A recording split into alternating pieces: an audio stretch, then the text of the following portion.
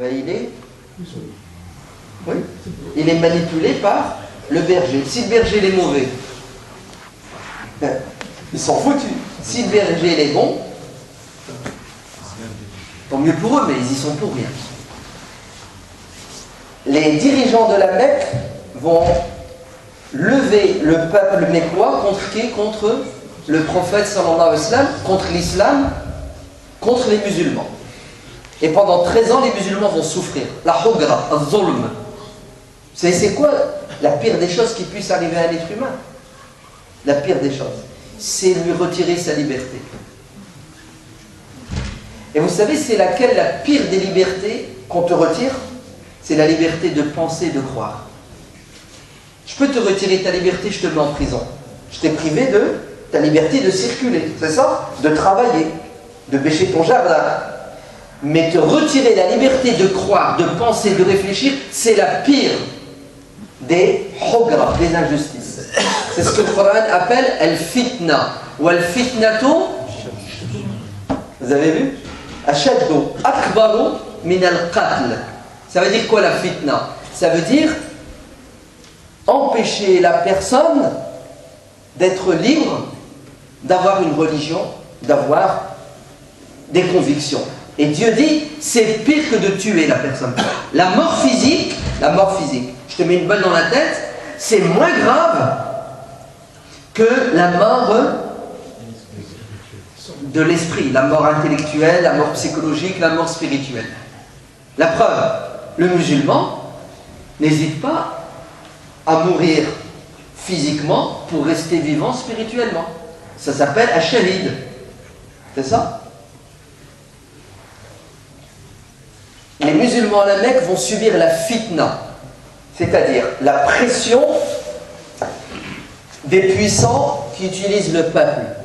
Ils vont subir deux fitnas. La pire, la pression psychologique, la pression religieuse et la pression physique. On va les frapper, les agresser, on va leur prendre leurs biens, on va les expulser de leur travail, de leur maison. C'est ça? Et Dieu dit dans le Coran, 2 fois, illa min ba'di, subhanallah,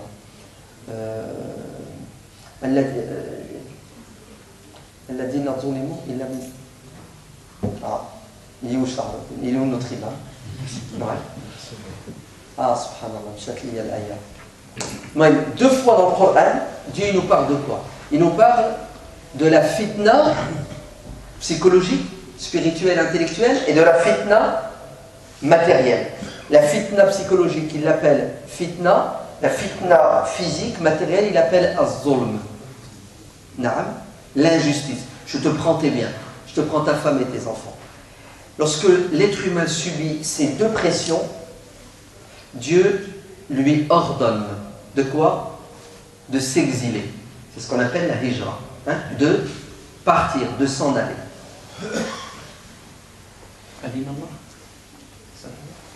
Non. Min ba'di ma zulimu. Min ba'di ma zulimu, min ba'di ma futinu. Dieu leur a autorisé, ordonné de faire la hijra dans 2 cas de figure. Quand ils ont subi la fitna, quand ils ont subi le dhulm.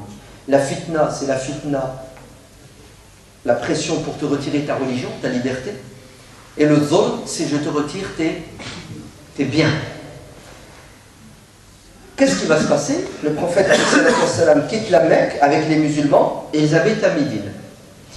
Les méchants là, l'oligarchie, al-Malao, ils continuent à attaquer l'islam.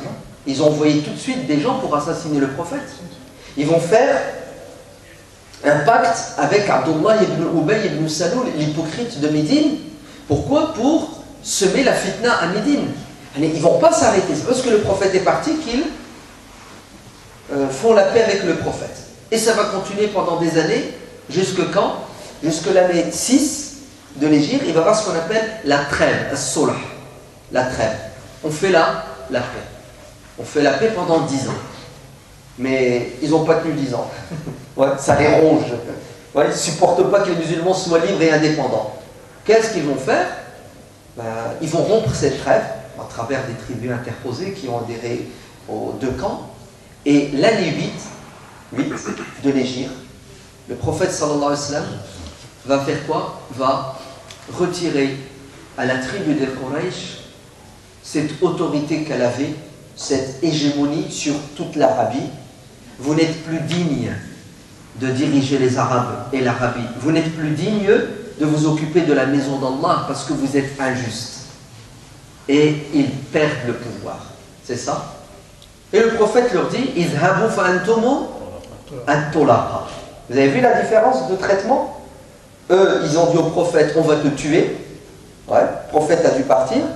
Et quand le prophète les domine militairement, politiquement, qu'est-ce qu'il leur dit? Il leur dit pas partez. Il leur dit pas allez-vous-en. C'est ce qu'il leur dit?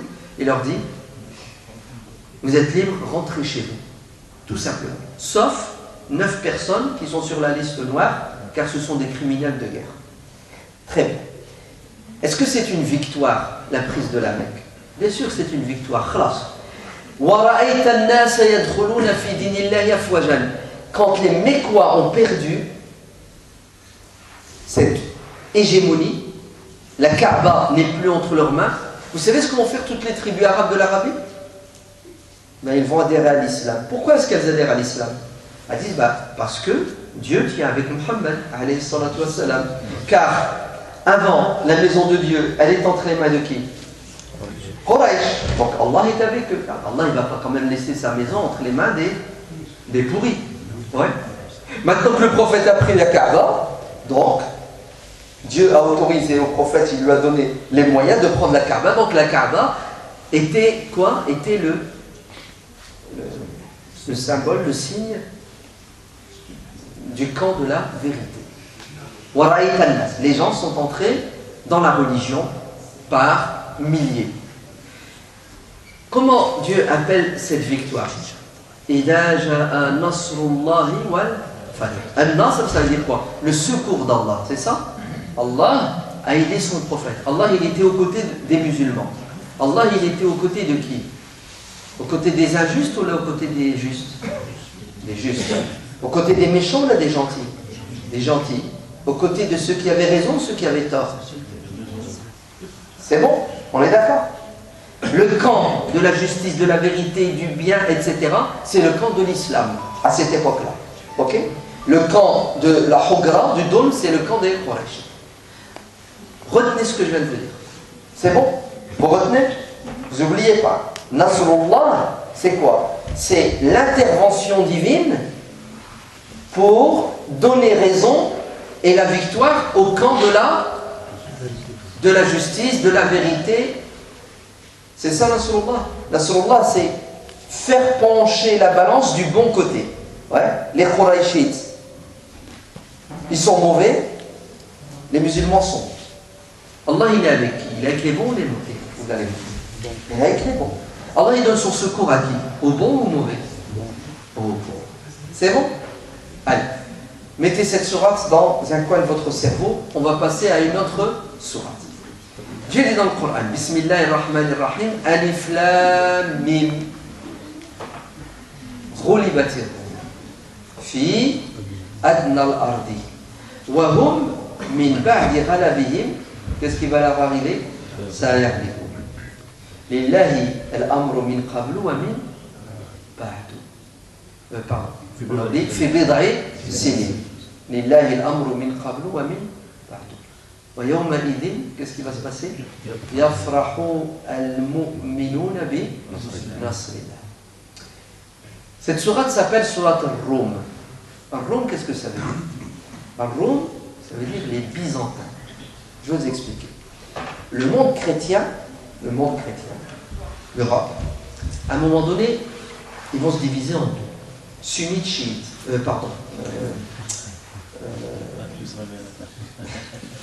catholiques et... Non, vas-y, protestants après. Catholiques et orthodoxes. Catholiques et orthodoxes. C'est bon? Les catholiques, leur capitale sera Rome. Vous voyez où se trouve Rome? Les orthodoxes, leur capitale, ce sera... Alors, ça ne s'appelle pas encore Constantinople. On va l'appeler Byzance. Ouais. Après, elle va se convertir, elle va s'appeler Constantinople. Et après, elle va encore se convertir, elle va s'appeler Istanbul. C'est bon? Vous avez compris Istanbul? Avant, elle s'appelait Constantinople, la ville de l'empereur Constantin. Mais avant, elle s'appelait Byzance. C'est pour cela qu'il y avait un empire qui s'appelle l'Empire byzantin. Sa capitale, c'est quoi? C'est Byzance. C'est bon? Le Coran va nous parler des Roum, c'est-à-dire des chrétiens d'Orient, l'Orient, l'Est, le Mashriq, parce qu'il y a les chrétiens d'Occident, de l'Ouest, le Gharb, Rome, la France, ouais, Allah nous dit, vous savez, les Byzantins chrétiens, ils étaient en conflit avec un autre empire qui s'appelle l'Empire perse. Les Perses, c'est l'Iran, l'Irak d'aujourd'hui. Hein? Avant, c'était la Perse, mais c'est l'Iran et l'Irak. Et d'ailleurs, les Romains, non pas les Romains, les Byzantins. Il faut faire attention aux mots. Les Roms, ce sont les Byzantins. Les Byzantins étaient collés, l'Empire byzantin était collé à l'Empire perse. Où ça? Dans ce qu'on appelle le Cham. Vous savez, la Syrie, le Liban, la Palestine, la Jordanie. Avant, c'était un seul territoire qu'on appelle le Cham. Le Cham. Les Byzantins étaient dans le Cham. Le Cham leur appartenait. Parce que toute la Turquie leur appartenait. Vous voyez l'Empire byzantin? C'est toute la Turquie et le Cham. Juste à côté, donc l'Irak et l'Iran, c'est les Perses. Et ils ne s'aiment pas, ils se font la guerre. Mais regardez ce qui va se passer. Il va y avoir une bataille entre les Byzantins chrétiens, orthodoxes, et les Perses, adorateurs du feu. Et les Byzantins vont perdre. Mais une défaite cuisante, sans équivalent. Ils se sont fait dégommer par les Perses. D'ailleurs, c'est impensable, inimaginable. Hein, tu ne peux pas dire que les Byzantins peuvent se remettre debout. Khlas, il est mort, il est fini l'Empire byzantin. Après cette bataille, c'est le déclin à la fin. Qu'est-ce qui va se passer? Quelques années plus tard, les Byzantins vont essayer de prendre leur revanche contre les Perses.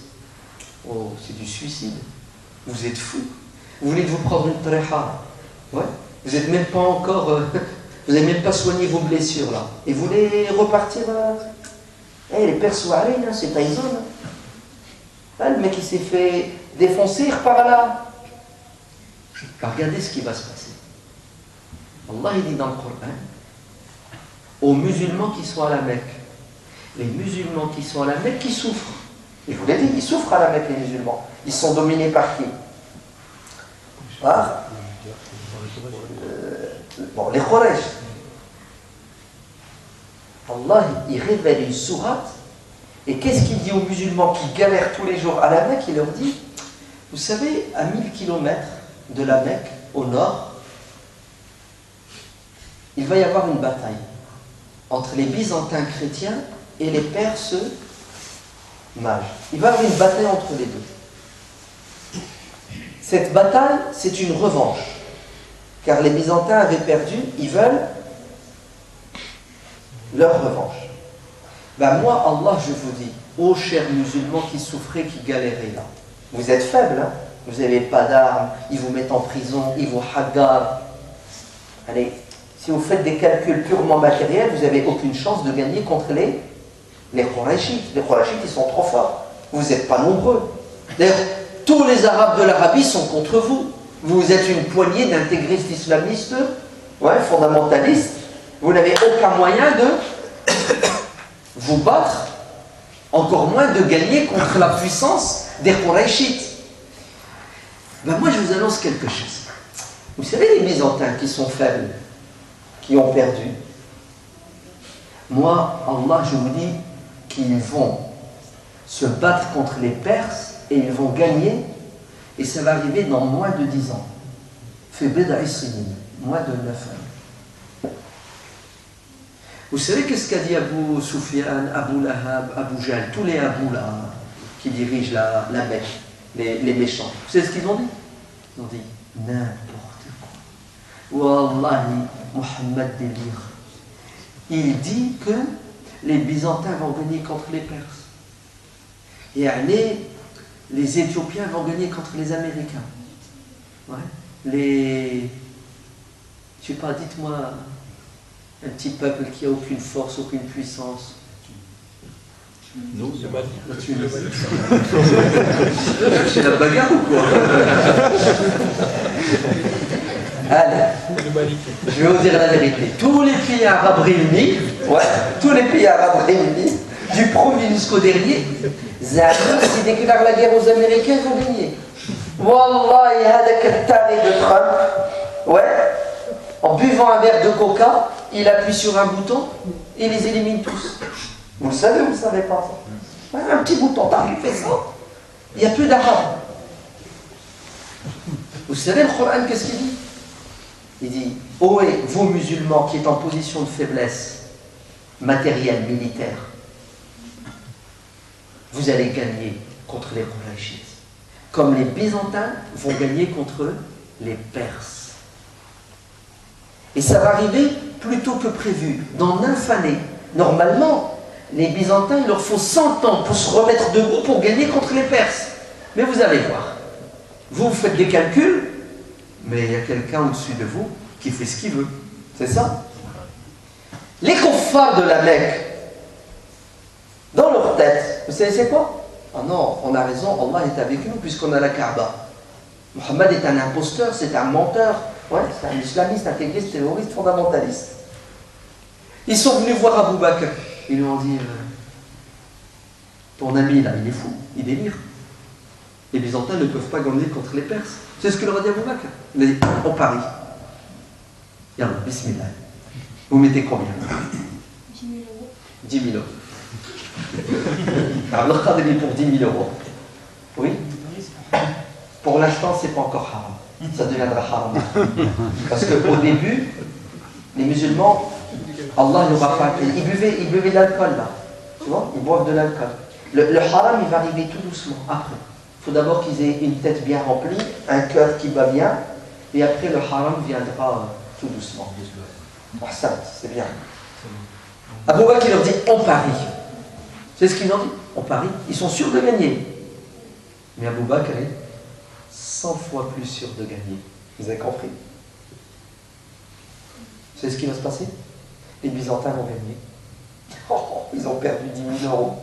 10 millions d'euros. Mais en fait, qu'est-ce que les Qurayshites ont perdu et qu'est-ce que les musulmans ont gagné? Les musulmans ont gagné confiance. Vous avez compris? Ils ont gagné la paix intérieure. Ouais. Pourquoi? Parce qu'ils savent que les Byzantins ont gagné la guerre, pas parce qu'ils étaient forts et balèzes. Au contraire, ils étaient nuls, militairement parlant. Mais parce qu'Allah l'a décidé. Il nous l'a dit dans le Coran. Et ce sont des chrétiens. Ils ne sont pas musulmans. Et Allah, qu'est-ce qu'il a fait? Il leur a donné son secours.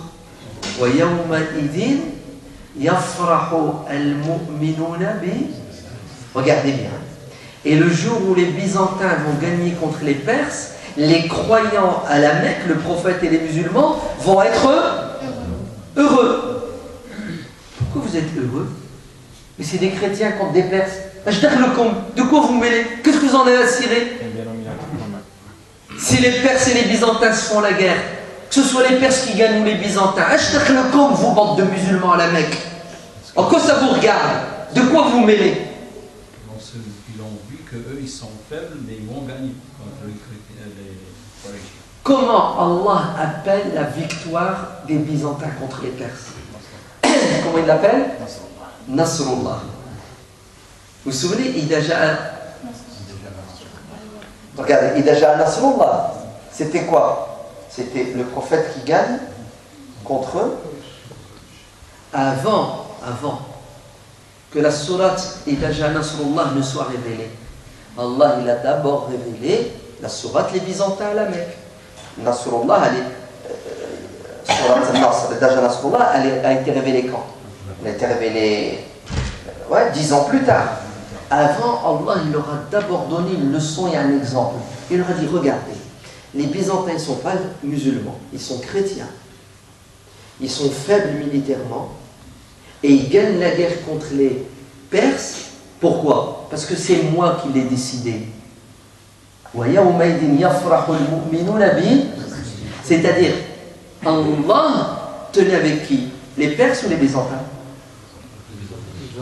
Les Byzantins. Allah, il était avec les... Et Allah, il a secouru les Byzantins. Ben, si moi, Allah, je secours les Byzantins qui sont chrétiens, qui disent Jésus, fils de Dieu, Marie, mère de Dieu, c'est ça? Mais alors vous, bande de musulmans, qu'est-ce que je vais faire avec vous? Mais c'est évident que je vais vous... Vous avez compris? 1000 fois plus. Ça va de soi. Donc, ne flippez pas. Oh, dormez tranquille. Même si maintenant, vous dites, on est mort, on est cuit, on n'y arrivera jamais, les Quraysh sont trop forts. Oui, les Quraysh étaient forts. Mais vous, vous êtes 100 fois plus fort. Pourquoi est-ce que vous êtes 100 fois plus fort? Parce que vous avez la conviction, vous avez la foi, parce que vous avez la justice avec vous. Vous êtes dans le camp de la vérité, vous êtes des opprimés. Et Allah est avec les opprimés, il n'est pas avec les despotes et les tyrans. Ainsi, la victoire de Dieu, c'est la victoire de la justice contre l'injustice. C'est la victoire de la vérité contre le mensonge. Et les chrétiens byzantins étaient plus proches des musulmans que les Perses.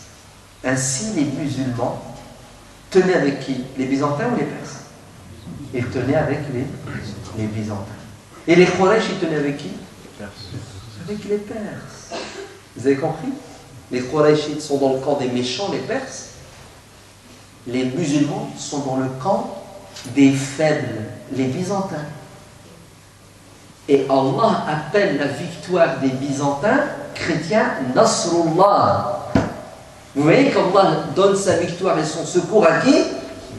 À celui qui est opprimé, même s'il n'est pas musulman.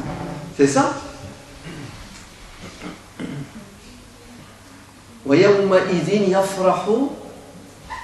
Les croyants seront contents le jour où les Byzantins vont gagner contre les Perses. C'est ça?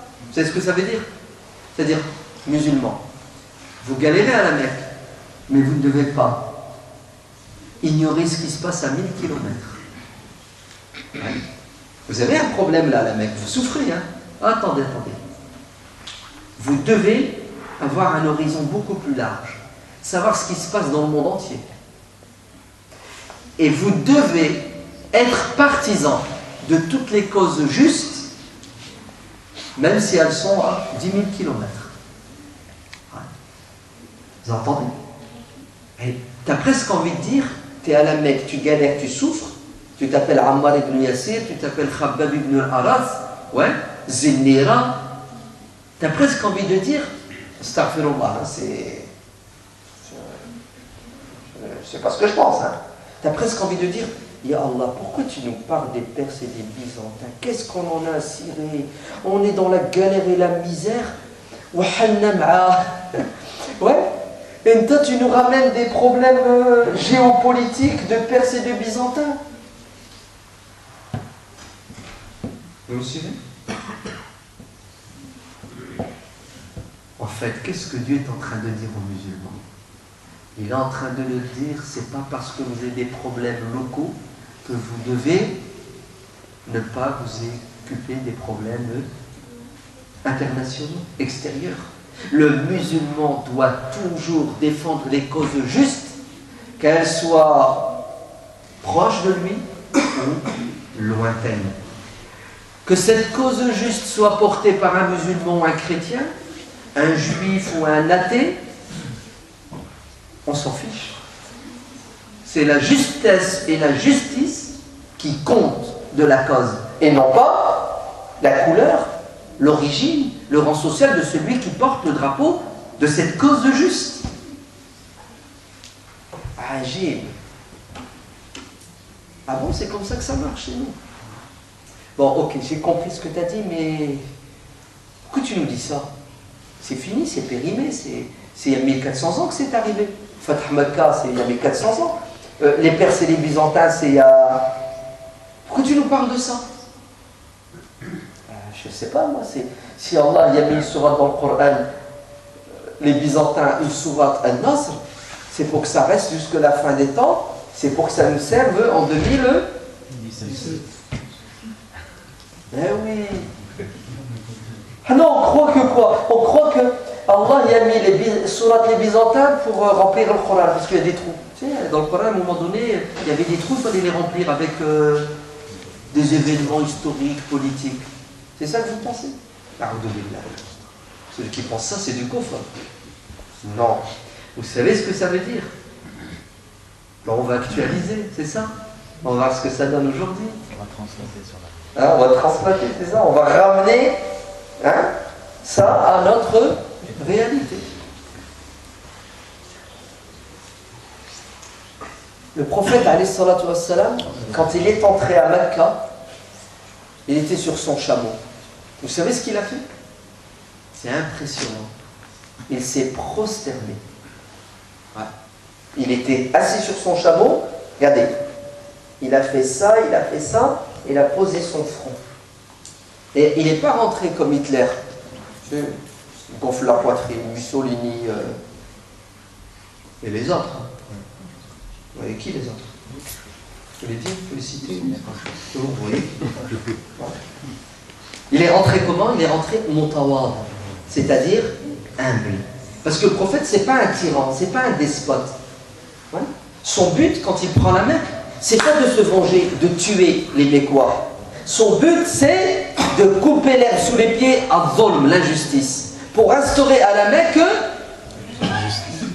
la liberté, la justice, l'égalité, la fraternité entre tous les citoyens de la Mecque. Vous avez des droits, vous avez des devoirs. Votre religion, c'est votre problème.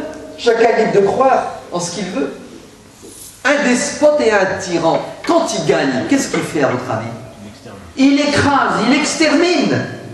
A fortiori ceux qui lui ont pris la tête pendant 21 ans. Mais non, le prophète, il rentre victorieux à la Mecque. Comment? La tête baissée. Hein? C'est beau, c'est pas beau, franchement. Il est dit que le prophète sallallahu alayhi wa sallam, quand il recevait une bonne nouvelle, vous savez ce qu'il faisait? Il faisait sojourn à shukr. Ouais.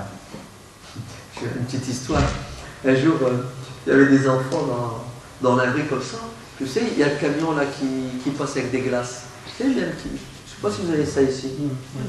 Avant, on avait ça. Aujourd'hui, on a tous dans le congélateur des glaces. Mais avant, nous les petits, on attendait avec impatience le camion là qui sonne.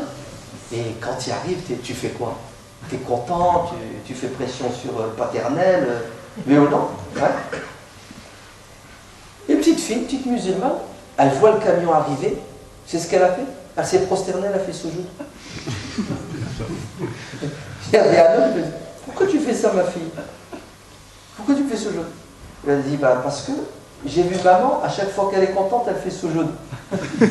Moi j'ai vu les gosses, je suis content, je sais que je vais m'en payer dans quelques instants. J'ai fait sujoud. C'est beau quand même. Ouais. Il y en a quand ils sont contents, ouais! Et pépip! On a gagné! Fais un petit sujoud et après écrire peut-être.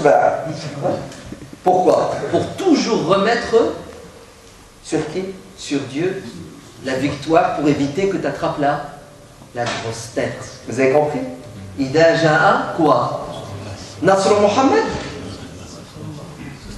Ajib, hein? La victoire d'Allah. Ya Muhammad. C'est pas toi, hein? Ah bon? Ya Allah. Oui, t'inquiète. Si je voulais pas que tu gagnes, tu gagnerais pas. En fait, ça évite quoi? Ça évite l'orgueil. Parce que celui qui est orgueilleux devient injuste. Ouais? Tu es venu combattre l'injustice, mais toi-même tu vas commettre l'injustice parce que tu ne remets pas les choses. C'est incroyable. Hein? فَأَمَّا بِنِعْمَةِ رَبِّكَ. Regardez, ni'mat rabbik. C'est-à-dire, tout ce que tu as, tu dois dire Alhamdulillah, je l'ai par la grâce d'Allah. Ça évite que les gens se fassent de la concurrence déloyale. Ouais, ça évite que les gens cherchent à se dominer les uns les autres. Là, là, là. Ce que tu as, c'est par la grâce d'Allah, je respecte le don de Dieu. Ce que j'ai, c'est Allah qui me l'a donné. Hein? Je remercie Allah. Très bien. Donc, quand les musulmans ont appris à la Mecque, par la radio, par la télévision, par les journaux, par Internet, la victoire des Byzantins contre les Perses, ils ont fait quoi à votre avis? Ils ont fait un soujoud. Ils ont remercié Allah. Ils étaient contents. Hein? Pourquoi que tu es content que les Byzantins gagnent? C'est des chrétiens, je t'appelle que c'est des confrères. Bon, j'espère que demain à 20h, vous allez faire un petit soujoud.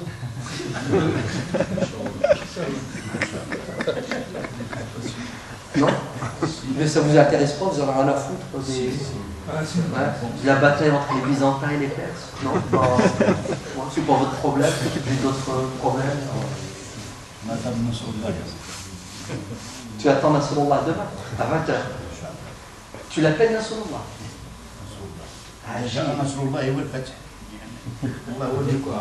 Donc demain à 20h, ça sera Nasrullah ou Al-Fatih. Enfin, ça dépend dans quel camp tu es.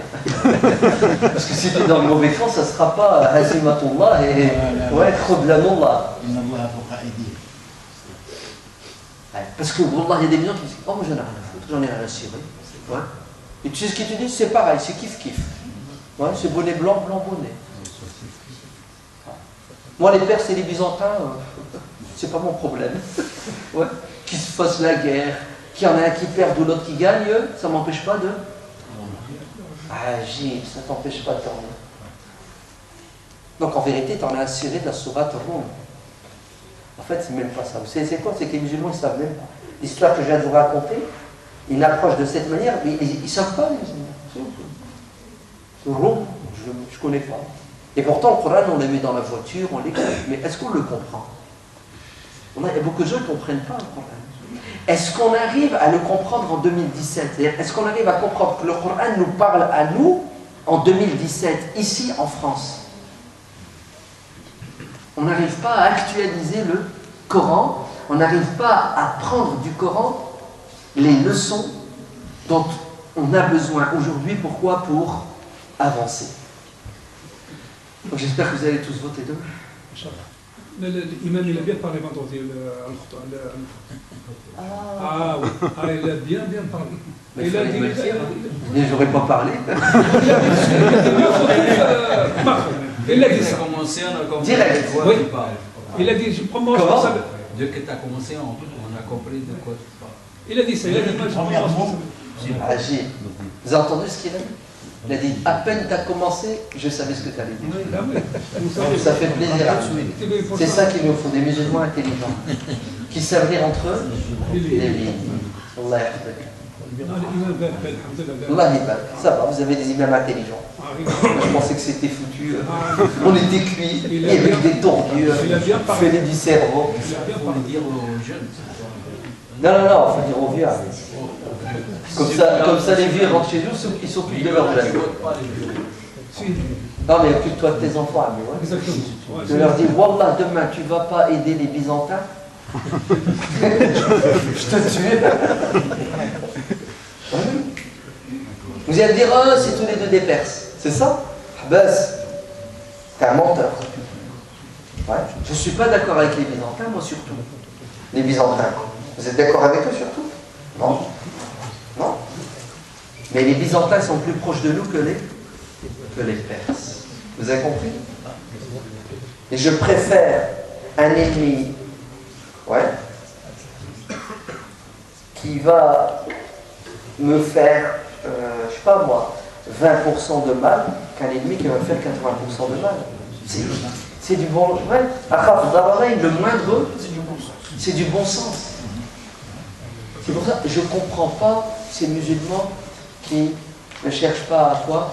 À participer à l'amélioration. de notre quotidien. Wallah, on est dans un bateau. On est dans un bateau. S'il coule, on va tous couler. Il y en a un, tu sais ce qu'il m'a dit une fois? Il m'a dit, pardon, moi je coule pas, moi. Moi je prends l'avion, je me barre. J'ai dit, tu vas où? Hein? En Algérie, au Maroc, en Tunisie. Mais ils se sauvent tous. Si l'Algérie, le Maroc et la Tunisie, ouais, c'était le paradis, ben, il ne serait pas là, le mec, il serait parti depuis longtemps. Il a pleuré, même là-bas. Il a pleuré. Ouais. Il a pensé, il a dit, moi, pourquoi j'ai quitté mon Algérie? Et ils vont pas. Il a pleuré. Ouais. En fait, c'est ça. Moi, je crois que les jeunes qui sont nés ici, ils n'ont pas connu la programme. Il faudrait les envoyer faire un stage dans les pays arabes. Ouais. Et réchauffer 6 mois, 1 an. Ouais. Wallah, ils vont faire un stage là-bas. Ils vont revenir. Ils vont descendre de l'avion. Et ils vont plonger comme une petite fille, les glaces. Ils sont jaunes. Hein? Il finit pas 6 mois. C'est beaucoup 6 mois. Même pas 3 mois. Même pas 3 mois. هربت لك. انا بلي 3 جور راح الجزائر قال لي ما نرجع. 3 جور يا عساك بالترافاي سي با سي تو. Les pauvres ils souffrent. En fait, alhamdoulilah, ça prouve. Ah ouais. Vous n'aimez pas l'injustice. Pourquoi on a sorti dans nos pays de ça? Donc il ne faut pas laisser le dolme en France. Il faut le combattre. Et nous, on a de la chance en France. Le combat, il est facile. Tu te réveilles demain à 8h. C'est trop 8h. Malish, à midi. Les bureaux sont ouverts jusqu'à 18h. Jusqu'à 20h ici chez nous. 19h. Wallah, t'as le temps. T'as 12 heures dans la journée. Pourquoi? Pour y aller. Et c'est pas compliqué. C'est un bulletin. Et en plus, c'est secret. Tu t'enfermes dans un truc, personne ne sait ce que tu as mis. T'as peur? T'as peur qu'on te traite? T'as voté. Vote pour qui tu veux? Non. Vote pour la justice. Vote pour ce que tu penses être le plus juste. C'est ça? Tu penses qu'ils sont tous les deux injustes? Vote pour le moins injuste. Le moins pire. Ouais. Allez, t'arrives pas à distinguer, t'es aveugle. Ouais. T'arrives pas à distinguer le mauvais du moins mauvais. T'arrives pas. C'est ce que tu fais? Vote blanc. Annule ton bulletin. Écris dessus, je suis contre l'injustice. Parce que le fait que tu ailles et que tu exprimes ta position, c'est, ouvrez bien vos oreilles, fondamental et nécessaire. Car les politiques ne reconnaissent que ceux qui votent. Tu votes pas, tu n'existes pas. Tu votes, je tiens compte de quoi? De ton existence. Et je suis obligé de faire avec toi. Et c'est ça le problème des musulmans de France. Ils ne veulent pas être des citoyens à 100%. Et le citoyen, il n'a pas des droits. Il a d'abord des devoirs et ensuite des droits. Maintenant, je veux dire le fond de ma pensée. Dieu dit dans le Coran, وَلَا يَجْرِمَنَّكُمْ شَنَاءَنُ قَوْمٍ عَلَىٰ أَلَّا تَعْدِلُوا. C'est ça. Et adilu wa aqrabu lit-taqwa. C'est ce que ça veut dire. C'est-à-dire la haine que vous pouvez avoir dans le cœur envers vos ennemis ne doit pas vous aveugler si bien que vous devenez injuste envers eux. C'est-à-dire même ton ennemi, tu dois être juste avec lui. Vous avez compris? L'extrême droite, le Front National, il ne dit pas que des bêtises et des mensonges. Il y a des vérités dans le Front National. Dans tous les partis en France, chez tous les candidats, il y a des vérités. Ce n'est pas noir ou blanc. Tombez pas dans les extrêmes. C'est la dichotomie. Un binaire, 1-0. C'est pas vrai. Il y a du bien, il y a du vrai chez tout le monde. Le prophète l'a dit, alayhi salatu wa sallam, à propos de Shaitan. Vous savez qui est Shaitan? Le prophète va dire Sadaqa. Wa huwa kadhub. C'est ce que ça veut dire. C'est-à-dire, Shaitan a dit vrai, mais ça reste un menteur. C'est-à-dire, 99% du temps, Shaitan, qu'est-ce qu'il fait? Il ment, mais il lui est arrivé de dire une vérité. Est-ce que parce que c'est Shaitan qui a dit la vérité, on ne va pas l'accepter, cette vérité? Nous reconnaissons qu'il y a dans le Front National des idées qui sont justes, qui sont bonnes pour la France. Il y a des idées qui sont mauvaises. Comme il y a chez la gauche, l'extrême gauche, la droite et tous les autres partis, des idées justes, des idées qui sont valables et d'autres non. Parce que la politique, c'est de l'ijtihad, vous avez compris? C'est chacun fait un effort pour essayer d'aller vers le meilleur. Mais on peut diverger et on peut se tromper. Donc, ouvrez bien vos oreilles. Quand quelqu'un a raison, il a raison, même si c'est mon ennemi politique. Quand il a tort, même si c'est mon frère en politique. Même si je suis du même parti, même si c'est mon père, peu importe. Nous nous penchons toujours du côté de l'haq. Maintenant, comme dit Ibn Taymiyyah, rahimahullah, le plus dur, ouvrez bien vos oreilles, ce n'est pas de distinguer le bien du mal. Ça, la majorité des gens savent le faire, vous avez compris? Il ne faut pas faire 10 ans de Sciences Po. Ouais. Regardez ce que dit Ibn Taymiyyah. Il dit, le plus dur, c'est distinguer quoi? Le moindre mal. Tu as deux mots, tu as deux choses qui sont mauvaises, c'est lequel le meilleur des deux? Tu as deux mots, c'est lequel le moins pire? Tu as deux biens. Ouais. Khayrul khayrayn, sharru ash-sharrayn. Tu as deux biens, tu as deux options. Toutes les deux sont bonnes. C'est laquelle des deux que tu vas faire? Nos savants nous disent que tu dois faire la meilleure. Celle qui va avoir le plus d'impact sur toi et sur les autres. Celle qui va durer le plus longtemps. Celle qui va ramener le plus gros. Donc, c'est ça, ce qu'on appelle fiqhul muwazanat. Une capacité de quoi? De faire pencher la balance du bon côté. Non pas quand il s'agit du bien et du mal, mais quand il s'agit du mal en lui-même, ou quand il s'agit du bien, pour essayer de tendre vers ce qu'il y a de meilleur. Et ça, beaucoup de gens n'arrivent pas à le faire malheureusement. Beaucoup de gens sont dans l'attente. Ils attendent d'être pris en charge. Moi, beaucoup de gens me disent, je vote pour qui? Mon frère, tu as un cerveau, débrouille-toi. Pourquoi je dois te dire ce que tu dois manger à midi, ce que tu dois manger au soir? Cherche, pense, réfléchis, écoute, critique. On ne doit pas mettre les gens sous tutelle. C'est pour ça, moi, je ne suis pas d'accord avec les présidents de mosquées, ou les imams, ou les présidents d'associations qui ont appelé à voter de manière claire et nette pour un tel contre un tel. La première association qui m'a choqué, j'étais pas là, j'étais en Turquie, et quand quelqu'un me l'a dit, je dis c'est impossible. Ils n'ont pas fait ça, ils ne peuvent pas le faire. C'est l'UEF. L'UEF a fait un communiqué qui nous appelle à voter pour Macron pour faire barrage à Le Pen. Je dis impossible. Elle me dit impossible. Impossible n'est pas musulman. La personne, elle m'a sorti le communiqué, je l'ai lu, je fais avoir une crise cardiaque. Je dis, mais c'est pas possible. Ça fait 30 ans qu'on dit qu'on ne doit pas se positionner clairement. C'est-à-dire qu'on ne doit pas être partisan. Tu appelles les gens à avoir une conscience politique, mais après tu laisses les gens choisir, parce qu'il y a des sensibilités, oui ou non. Yallah. Moi je connais des frères, ils sont adhérents au FN.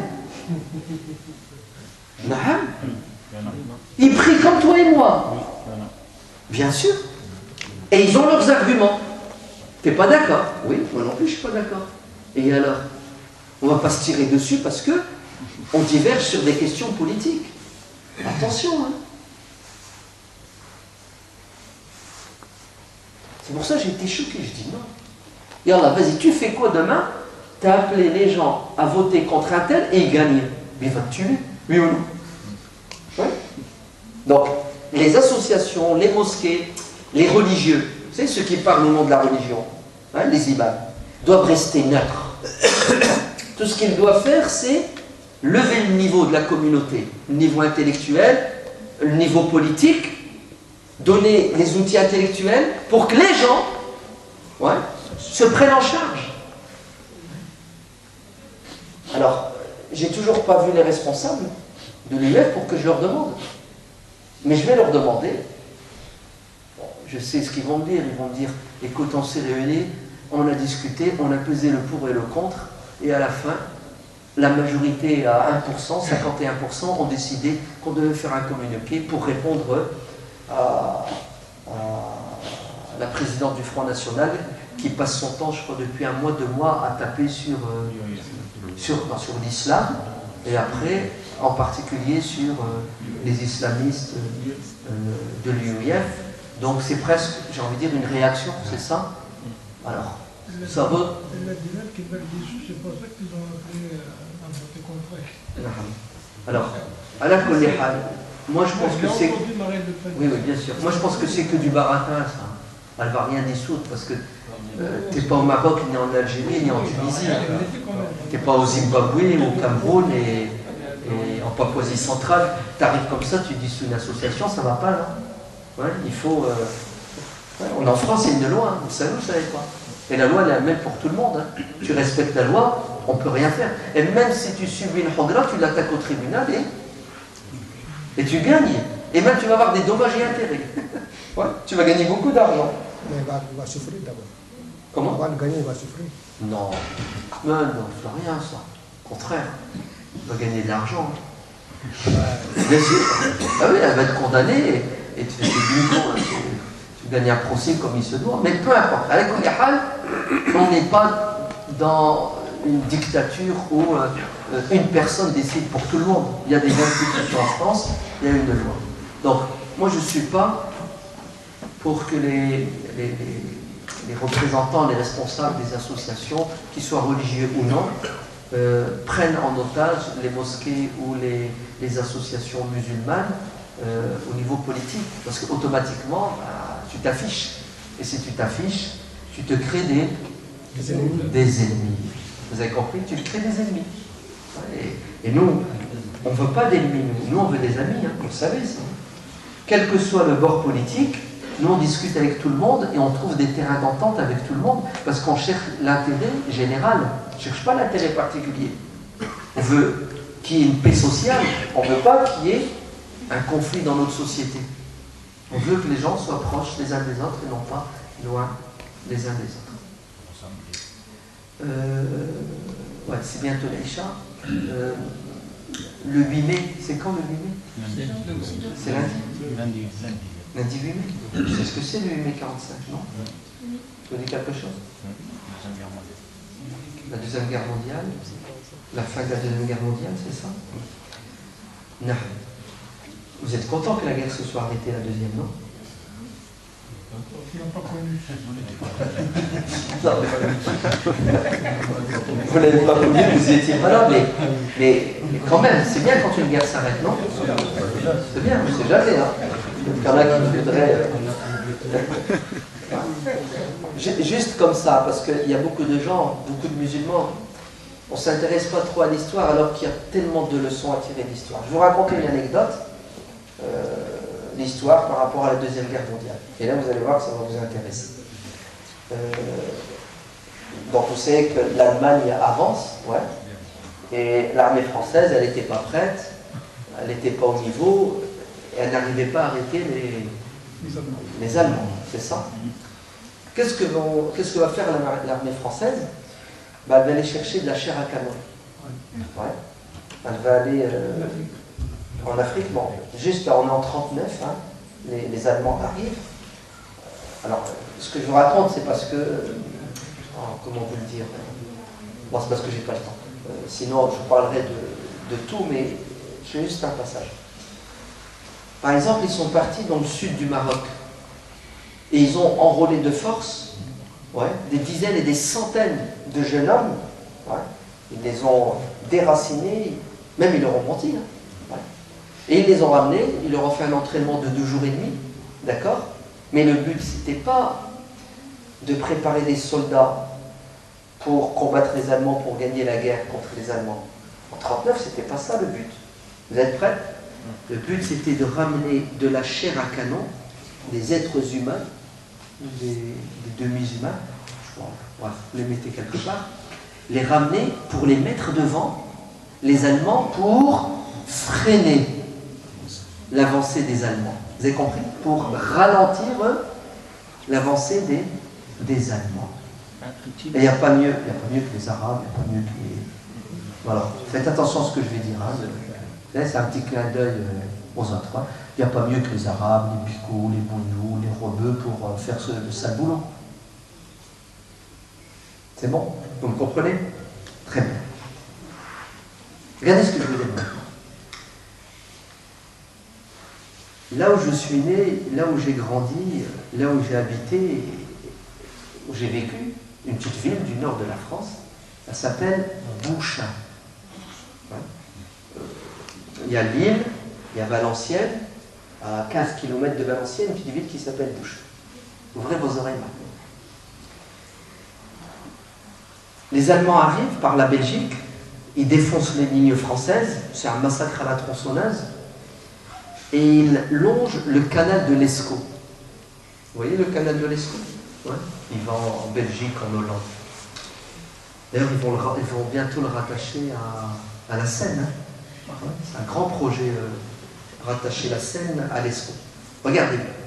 C'est la panique hein, dans l'état-major français. Vite, on va aller chercher de l'arabe. Ils les ont ramenés, ils leur ont donné un casque et un fusil, et ils les mettaient devant. Pendant que l'armée française se retirait, pendant que la population se sauvait. Vous entendez? Et bien entendu, ces pauvres Marocains ne peuvent pas arrêter l'armée allemande. Ouais, mais elle ralentit l'armée allemande. Ils arrivent à Bouchain, vous êtes prêts maintenant? Et l'armée allemande, donc les avions, les chars, ouais, des milliers de soldats allemands, vous savez comment ils sont les Allemands? Ben, l'armée allemande est arrêtée pendant 15 jours. Impossible d'avancer. À cause d'une poignée de quoi? Quelques centaines de soldats marocains. La ville de Bouchain est bombardée, presque toute détruite. Et après 15 jours, ils les ont tous tués. Il n'y a pas un Marocain qui s'est sauvé. Ils sont tous morts au combat. Vous savez ce qui va se passer? L'état-major allemand, Hitler en personne,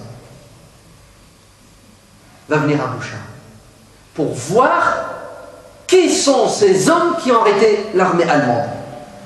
Je veux les voir adossés. Qu'est-ce qui s'est passé à Bouchain? C'est pas possible quand même qu'on ait été arrêté pendant 15 jours. Et Hitler est venu. Tapez Google, Hitler, Bouchain, vous allez voir Hitler qui se balade dans Bouchain et on lui explique ce qui s'est passé. Ah, Romain, c'est des islamistes, intégristes, fondamentalistes, terroristes qui faisaient la prière. On a des photos où ils faisaient la prière et tous les gens les regardaient. Mais bon, les prières de rue à cette époque-là, elles ne dérangeaient pas trop. Ouais, c'était même un peu exotique. Ouais. Ben, vous savez ce qui s'est passé? Hitler a dit, Wallah, c'est des hommes. Ils n'ont pas fui et ils sont morts, et ce n'est même pas leur pays. Et on va les ramener une deuxième fois avec les Algériens, avec les Sénégalais, c'est ça, pour libérer hein, la France. Et c'est à nouveau de la chair à canon, on les mettait devant. Wallah, écoutez bien, vous allez maintenant voir la hogra, le dolm.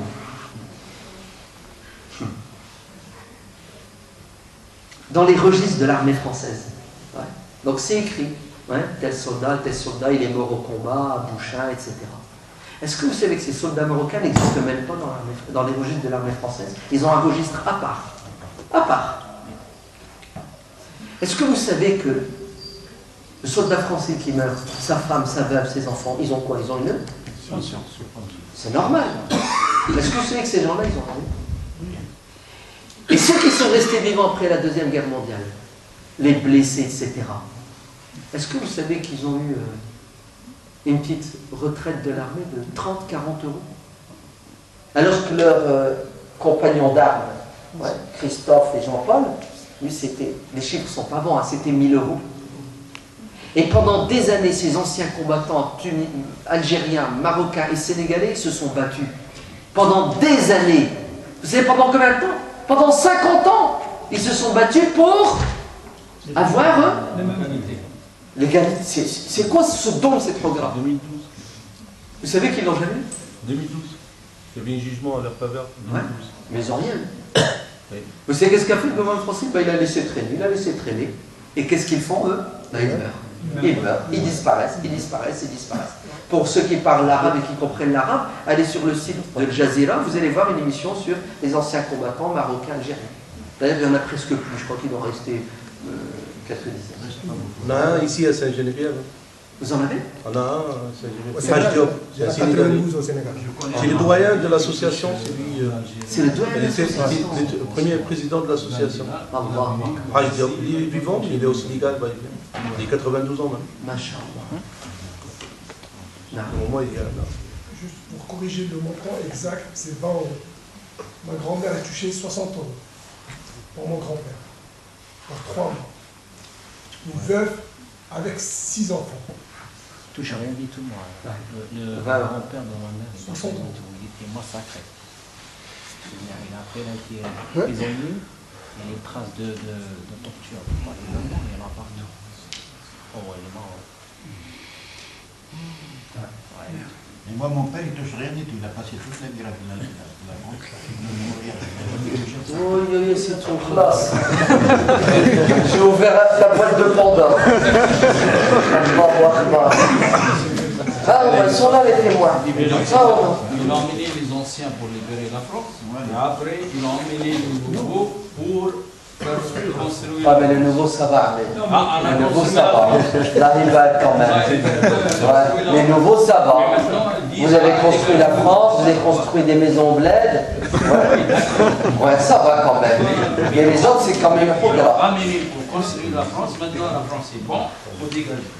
Qui c'est qui dit ça? C'est pas possible, mais. Non, c'est pas possible qu'il y a des gens qui disent ça. Qu'est-ce qu'elle dit? Non. Elle dit quoi? Elle dit qu'il faut les. Faut les jeter, il faut les renvoyer. C'est le journaliste. Est-ce que vous êtes d'accord que ce que je vais dire, c'est du dolme et de la khogra? Et pourquoi vous ne combattez pas le dolme et de la khogra? Pourquoi vous restez spectateur? C'est pour ça que vous devez vous engager. Contre les Byzantins. Comment? Ou contre les Romains. Il a tout compris. C'est l'heure de l'Aïcha? Combien il reste? 5 minutes. 5 minutes. Là. Je pensais qu'on était dans un pays de droit et de justice. Oui. On est dans un pays de droit et de justice, mais il n'y a aucun pays sur Terre où le droit et la justice sont appliqués à 100%. D'accord? C'est pour cela que nous devons en permanence être sur nos gardes, et combattre les injustices et faire respecter le droit. Pourquoi? Parce que la théorie, elle est superbe. La théorie, elle est nickel. Mais entre la théorie et la réalité, il y a des êtres humains. C'est ça? Et l'être humain, il est capable du pire et des meilleurs. C'est pour cela, nous, le peuple, nous sommes responsables. De quoi? De toutes les injustices qu'il y a. Quand sommes-nous responsables? Lorsqu'on ne choisit pas ceux qui doivent servir le peuple. Lorsqu'on laisse des gens pourris, malhonnêtes, incompétents prendre le pouvoir. Nous sommes coupables des injustices. Parce que c'est non-assistance à pays en danger. Parce que le peuple passe son temps à regarder la télé-réalité et à jouer à la play au lieu de s'engager politiquement pour améliorer le pays et combattre les injustices. C'est tout à fait normal que le camp du Dolm augmente. Mais la différence entre la France et la plupart des pays musulmans, c'est qu'ici tu peux combattre l'injustice dans la légalité, avec les outils de notre démocratie. Là-bas, si tu subis le Dolm,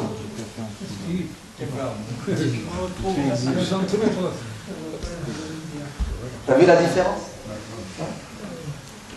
Et nous, on ne connaît pas la valeur et l'importance de... On est dans une ni'ma et on n'en est pas conscient. Allah, on baigne dans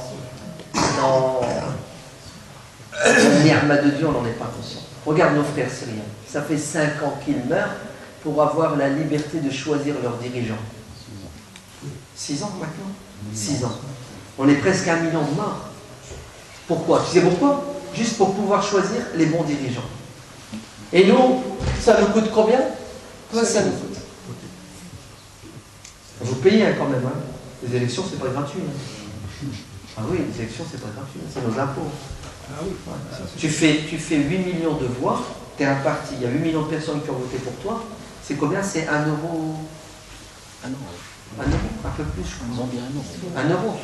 Donc, s'il y a 8 millions de personnes qui votent pour toi, l'État, donc vos impôts, mes impôts, on donne au parti 8 millions d'euros pendant 5 ans. Pendant 5 ans, tous les ans, tu donnes 2 millions. Non, non, c'est pas ils remboursent seulement. Non. Les frais. Non, ça, ils remboursent. Si tu atteins plus de 5%, tu as atteint 5%. Ils te remboursent tes frais de campagne à hauteur de combien? De 800 000 euros. Ouais. Tu participes au processus électoral.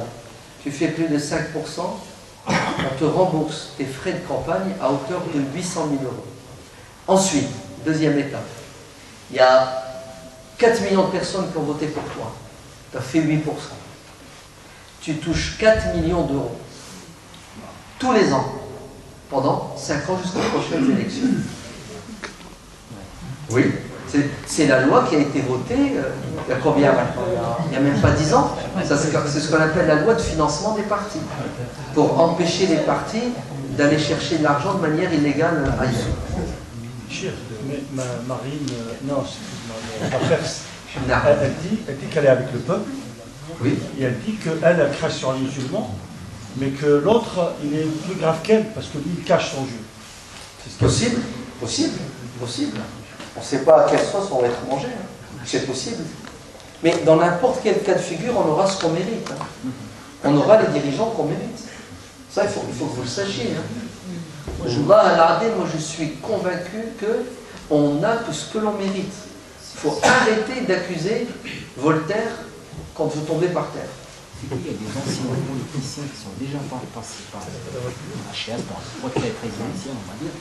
Ils ont bien parlé du musulman. Ils ont dit, dans un communiqué, ça se trouve sur YouTube, sur Facebook, je ne sais pas, les musulmans, c'est une force, ils savent comment s'exploiter.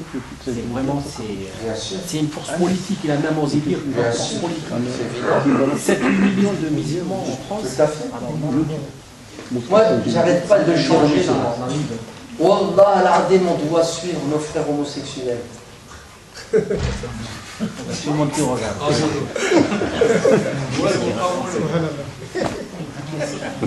Ils savent se défendre. Ça va? Vous allez voir la pilule. Voilà. C'est l'inverse de notre mal. Ouais, il faut que j'explique, sinon vous me la faites. Sinon ils comprennent mal. Au lieu de dire comme avant, quand ils sont si musulmans, avant, les musulmans, les anciens, là on doit voir les autres, qu'est-ce qu'ils font? Ça c'est le premier choc, hein, histoire d'attirer l'attention. C'est bon? Vous ouvrez vos oreilles? Ouais. Alors, quand je dis nos frères, c'est parce que le Coran le dit, hein. C'était des homos, et Allah a dit ce sont les frères de l'autre. Hein. Oui. Dans le Coran, c'est écrit Qawmulut et Ikhwanulut. Qawmulut et. C'est ce que ça veut dire, Ikhwan? Ça veut dire quoi, les frères? L'autre, il avait 4000 frères. Non. Donc ça veut dire quoi, les frères? Ça veut dire ses concitoyens. C'est-à-dire, ils vivent dans une même ville. Entre eux, il y a des liens. C'est quoi les liens? On vit ensemble et on doit travailler ensemble pour l'intérêt général. On est liés par un pacte, le pacte de citoyenneté. Par exemple, nous tous ici, admettons, on est tous français, on est tous des frères. Pourquoi? Parce qu'on a la même mère, la France. Donc on a les mêmes devoirs et les mêmes droits. C'est ça que ça veut dire, les frères de l'autre. C'est bon? Deuxièmement, ça veut dire quoi les suivants? Alors, là, ça ne veut quand même pas dire devenir homo. Ça va. C'est ce que ça veut dire. Ça veut dire qu'il y a 50 ans en France, celui qui était homosexuel était considéré comme quelqu'un de malade. C'est une maladie psychiatrique. Il devait cacher ça Et si jamais il le montre, on le lapidait avec la parole, on l'insultait, on le traitait. Il était comme un chien qui a la rage. Si en Tunisie, si on savait. J'arrive pas. Qu'est-ce qui s'est passé? Ben, les homosexuels, au lieu de pleurer tous les soirs sur leur sort, ils ont décidé de se battre pour se faire respecter. Parce qu'ils disent, on est des êtres humains, on n'est pas comme vous, mais on a le droit d'exister. Oui ou non? Non.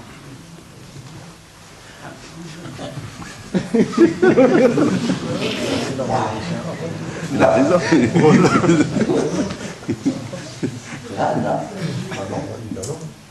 Non. C'est faux. Dites pas ça, hein. Allez, celui qui est homosexuel n'a pas le droit d'exister. Mais c'est grave ce que vous dites. Allez, l'homosexualité qui est un péché en islam est pire que le kufr. Qu'est-ce qui est le pire? Le kufr ou l'homosexualité? C'est le kufr, il a le droit d'exister, lui ou non? Celui qui n'est pas musulman, est-ce qu'il a le droit d'exister? Oui, bien sûr, il a le droit, bien sûr. Voilà, celui qui n'est pas musulman, qui est homosexuel, il n'a pas le droit d'exister. Et faites gaffe, hein. Attention, hein. Calmez-vous. Vous savez pourquoi? Non, vous n'allez pas rire maintenant. Calmez-vous. Moi, je connais des frères musulmans, comme vous, qui prient le Fajr, l'Aïcha à la mosquée. Vous savez ce qui leur est arrivé? Ils ont découvert que leur fils est homosexuel. Leur fille est homosexuelle. Tu fais quoi maintenant? Ton fils est homosexuel. Vas-y, tu fais quoi? Tu fais quoi? Tu te réveilles un matin et ta fille, elle te dit, papa, j'ai quelque chose à te dire, je suis homosexuel. Allez-y. Moi, je vais vous le dire. Vous savez ce que vous allez faire? Moi, je le Répudié. Il y a du travail. Je vais vous expliquer. Non, mais il y a du travail, il y a du travail. Il y a du travail. C'est rien. En tant que musulman, Marie. il y a des conditions dans lesquelles Oui. ces personnes ils doivent être Non. mis, non? Il n'y a pas d'autre sujet à discuter. Ouais, mais il n'y a pas d'autre chose. Pourquoi? Non, ça va ensemble. Pourquoi? Qu'est-ce que vous avez contre ce sujet? Vous voulez que je vous sorte les versets du Coran et les hadiths? Malcolm Khaïfin. Za'ma, vous croyez que ça n'existe pas? Ça n'existe pas dans les mosquées, ça. On n'a jamais parlé de ça dans les mosquées. Ouais. C'est la première fois. C'est l'heure de la Arsan Ta'amé. Et c'est malheureux. Tu sais pourquoi c'est malheureux? Ouais, mais c'est. Hein, Pourquoi t'es pas le meilleur de tout le monde, là? A'udhu billah, Hacha, je suis le pire. Non, il faut arrêter de parler de ça. Ouais. Vous avez vu comment c'est sensible, hein? Ouais. Non, attends, je finis après ça. Ouais. Et mais un jour, vous savez ce que je vais faire? Je vais vous parler de l'homosexualité. Et je vous demande de tous venir au Ratsma'ou. Ce qu'Allah dit, ce que le prophète dit, et je vais vous raconter ce qui se passe dans la communauté. Ouais? Venez, c'est le din qui dit ça. Je vais vous parler du din, je vais vous parler le Coran, le Sunna, et je vais vous ramener ce que les savants ont dit. Alors, ça ne fait pas partie de la religion, ça? Ça veut dire que vous êtes nuls, vous ne connaissez pas le Coran ni la Sunna. Mais allez, vous ne savez pas, on va vous enseigner. Vous savez ce que vous allez faire le jour où vous allez vous réveiller, votre enfant vous dire qu'il est homosexuel? Vous allez aller voir l'imam pour lui dire je fais quoi? Si vous tombez sur un imam fêlé du cerveau, il va vous dire ce qu'il a dit à une femme qui m'a téléphoné et qui m'a dit un matin mon fils m'a annoncé qu'il était homosexuel. Ça a été un choc pour moi. Je suis allé voir l'imam de la mosquée. Je lui ai dit, vous savez ce qu'il lui a dit l'imam? Vous êtes prêts maintenant? Il lui a dit A'udhu billahi minash shaitanir rajim. Ton fils, tu le renies. Vous savez ce qu'elle a fait, Mskina? C'est une mère, hein? Elle a renié son fils. Vous savez ce qu'il a fait son fils? Je vous résume, hein, l'histoire elle est longue. Vous savez ce qu'il a fait son fils? Il a écrit un courrier à sa mère. Il l'a mis dans une enveloppe. Et il est parti sur le pont dans le périphérique et il s'est jeté.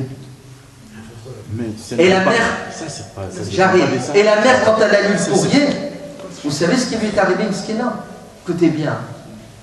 Elle a dit j'ai tué mon fils. Parce que, si vous voulez, je vous dirai la lettre, hein, parce que je l'ai tout ça. Vous savez cette femme, pourquoi est-ce qu'elle m'a appelé? Parce qu'elle a écouté une conférence où j'ai parlé de l'homosexualité.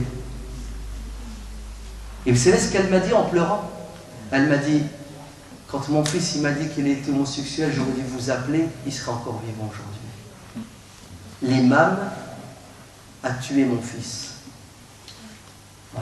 C'est pas forcément vrai. Hein. C'est rien. On en rediscutera, Inch'Allah, et je vous donnerai la parole. Ouais, je m'attrape. On en rediscutera. N'ayez pas peur. Ouais. On est en France, c'est la liberté d'expression.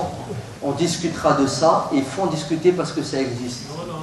15 jours de Ramadan, on discute de ça. Ouais, mais si t'as pas envie, bah allez. On discute d'autres choses. T'es pas obligé. On veut du khushu, on veut du tout ça. On va Ah, se reprendre dans quelques secondes. Ouais, on va faire un adhan tout de suite. Ma'alish, t'as le droit de ne pas vouloir, le droit de ne pas avoir envie. C'est la liberté d'expression. Ouais, contester fait partie aussi. Tout à fait. C'est pas avaler tout. Non, il ne faut surtout pas avaler tout. Ben oui. Jamais, a'oudou billah. Sinon vous êtes des moutons. Ben oui. Voilà, c'est pour ça que je suis pour échanger. Ouais. Mais comme c'est là, échange, on va arrêter. Inch'Allah. Mais on en reparlera une autre fois. Ouais. D'accord? Et n'ayez pas peur de parler. C'est bon et c'est naturel. والله أعلم والحمد لله رب العالمين سبحان ربك رب العزة عما يصفون والسلام على المرسلين والحمد لله رب العالمين